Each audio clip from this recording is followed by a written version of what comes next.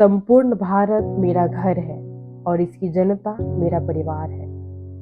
जनता ने मुझे एक निश्चित समय के लिए इस परिवार का मुखिया चुना है। ये शब्द थे उस शख्स के जिन्होंने भारत को सिर्फ एक नक्शे में नहीं बल्कि एक घर के रूप में देखा था और राष्ट्रपति के रूप में देश को अलविदा कहा।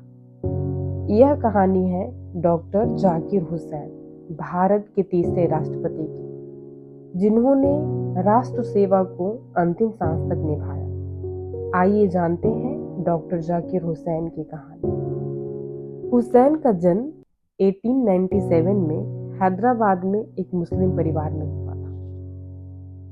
1907 में अपने पिता के निधन के बाद वे अपनी माँ और भाई बहनों के साथ वर्तमान उत्तर प्रदेश राज्य के एक कस्बे में चले गए। 1911 में प्लेग के प्रकोप में उनकी मां का निधन हो गया। उन्होंने इटावा में हाई स्कूल की पढ़ाई पूरी की और मोहम्मदन एंग्लो ओरिएंटल कॉलेज में दाखिला लिया। वही कॉलेज वर्तमान में अलीगढ़ मुस्लिम विश्वविद्यालय के नाम से जाना जाता है। अपनी पढ़ाई के दौरान ही उन्होंने शाहजहां बेगम से विवाह कर लिया।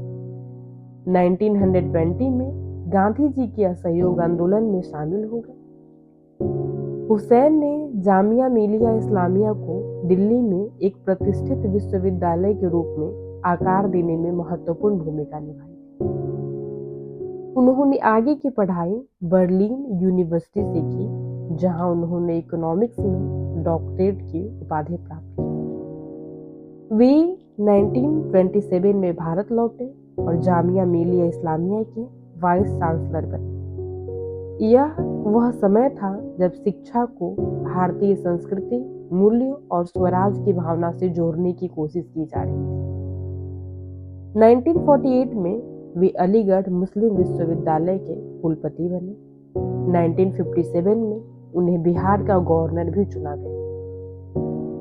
1962 में वे भारत के दूसरे वाइस प्रेसिडेंट चुने गए। इस दौरान उन्होंने राज्यसभा के चेयरमैन के रूप में निष्पक्षता, सौम्यता और विद्वता का परिचय दिया।